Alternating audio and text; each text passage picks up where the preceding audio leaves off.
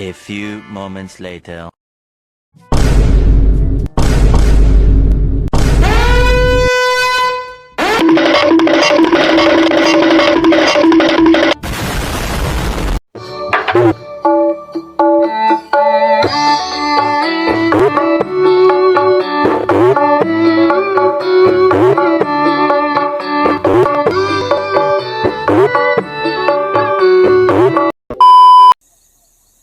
Oke, dah on nih.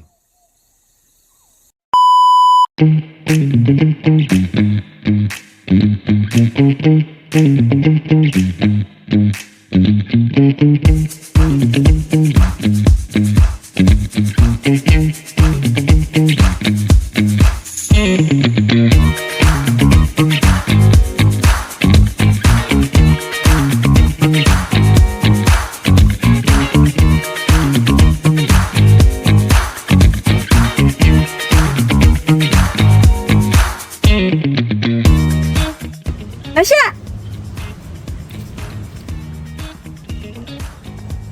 Adik! Nasya! Kamu udah lama? Iya, udah lama banget. Ya. Gak apa-apa. Kan sudah biasa. Kita tungguin mereka aja. Ayo, kita tungguin mereka. Jalan tadi, jalan lancar aja lah. Enggak, macet cok. Itu tadi, sumpah. Sudah Panas lagi. Jam ini. Sudah. Iya, mereka di mana ya? Nggak tahu. Itu mereka. Ade. Nasya. Dik. Halo, udah lama? Oh iya. Udah banget ya. Sorry ya. Jadi macet soalnya. Iya, tadi banget. Mana cok? Ya, udah. Jadi kalian udah hafal nggak? Kitnya? Udah sih aku. Nah, sekarang itu buat video KB itu kan? Iya. Gak apa emang? Udah dong. Oh, udah lah. Pasti. Udah apa? Sorry ya. Kayaknya langsung aja nggak sih? Saya kan. Siang soalnya. Iya, ayo, mas banget. Oke, kita Ya, yuk, guys. Yuk, guys. Lanjut.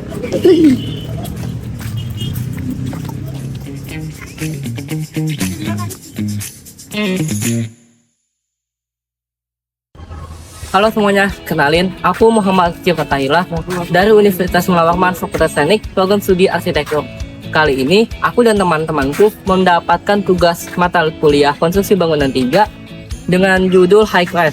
Dan kami di sini akan memilih bangunan Binus Alam Sutra Tower. Kalian tahu nggak sih, kalau Binus Alam Sutra Tower itu digunakan untuk bangunan kuliah, ada kantor administrasi, juga ada studio, dan juga laboratorium. Nah, sebelum kita masuk lebih dalam, kita akan membahas dari bagian bawahnya dulu nih, struktur bawahnya ya. Kita akan membahas bagian fondasi dan juga basement. Ayo, kita lanjut. Nah, jadi kita akan masuk ke bagian fondasinya terlebih dahulu ya. Kalau fondasi pada gedung Binus Alam Sutra Tower ini, dia menggunakan fondasi berpile, di mana tanah itu akan digali terlebih dahulu sampai ke dalam tertentu, lalu akan diisi dengan beton bertulang. Setelah itu, tahu nggak sih kalian kalau kegunaannya berpile ini adalah biar getarannya minim dan dia itu sangat aman digunakan di wilayah perkotaan yang padat penduduknya. Setelah itu kita masuk ke bagian basement ya. Basementnya dia itu digunakan sebagai area utilitas dan juga area parkir, di mana dalam proses pembangunan sendiri basement ini menggunakan sistem yang namanya cut dan cover, di mana tanah akan digali, lalu setelah digali akan dibangunlah struktur basementnya tersebut. Setelah struktur basement dibangun, itu akan ditutup lagi seperti itu. Nah, pada proses pembangunannya, Binus Alam Sutra Tower ini ada 4 tahapan. Yang pertama, mereka akan melakukan pengecekan dan pembersihan lahan. Lalu yang kedua, mereka melakukan penggalian untuk pemasangan berpile. Yang ketiga, ada pemasangan pile cap dan juga tie beam. Lalu terakhir, mereka akan membangun struktur basement tersebut. Nah, jadi tahu nggak sih, kalau sebenarnya sistem fondasi dan juga basement pada gedung bertingkat itu sangat diperlukan, dan itu akan menjadi sebuah fondasi yang nantinya akan mengokohkan bangunan tersebut. Lanjut, kita akan masuk lebih dalam dan menggali lebih banyak tentang bangunan ini, yang dimana itu akan dijelaskan oleh teman-teman saya. Lanjut deh. Nah, setelah struktur bawah selesai, kita lanjut ke struktur atas ya. Untuk struktur atas sendiri dimulai dari kolom yang digunakan pada gedung ini menggunakan beton bertulang yang dimana ukurannya lebih besar di bawah dan mengecil ke atas. Kenapa seperti itu? Karena tujuannya untuk efisiensi struktur, karena beban yang paling berat berada pada di lantai bawah. Selanjutnya juga ada balok.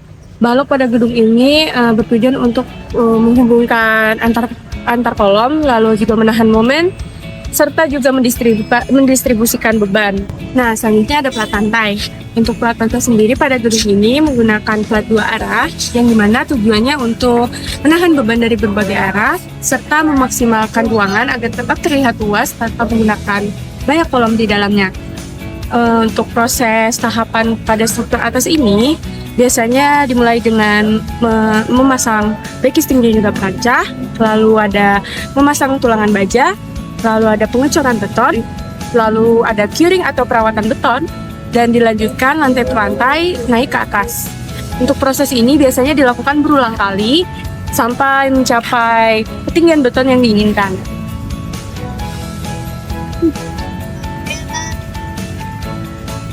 Nah, sekarang kita akan masuk ke dinding geser dan korwal, yang dimana ini merupakan elemen penting untuk menahan gaya horizontal seperti gempa dan angin.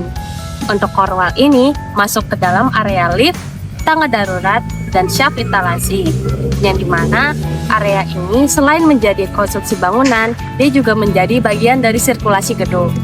Untuk teknologi material yang digunakan dalam bangunan ini adalah yang pertama itu ada beton bertulang, yang dimana beton bertulang ini mutunya disesuaikan dengan kebutuhan kekuatannya. Untuk tulangan baja itu berfungsi sebagai penahan gaya tarik, lalu ada beton yang berfungsi sebagai penahan gaya tekan. Nah, ada beberapa alat berat yang digunakan dalam proyek ini loh guys. Yang pertama itu ada pour beam machine yang digunakan untuk pengoboran fondasi. Lalu ada yang kedua, tower crane, yang dimana ini merupakan alat berat yang diperuntukkan untuk mengangkut material ke lantai atas. Lalu yang ketiga, ada concrete pump, yang dimana ini adalah distribusi beton kepada pengecorannya. Nah, ada hal yang gak kalah penting juga loh guys, yaitu manajemen keselamatan kerja, yang dimana dalam proyek pembangunan gedung yang tinggi itu terdapat peraturan-peraturan yang sangat ketat. Yang pertama itu ada penggunaan APD, yaitu helm, terus sarung tangan, ada rompi, dan juga sepatu. Lalu yang kedua itu ada sistem scaffolding yang aman. Lalu yang ketiga ada rambu keselamatan, dan yang terakhir itu ada safety briefing harian. Nah, keselamatan ini tuh wajib guys, tapi konstruksi itu tidak hanya sekedar tentang struktur itu akan berdiri. Nah, dan juga itu pasti harus memperhatikan keselamatan nyawa orang-orang yang bekerja di dalamnya.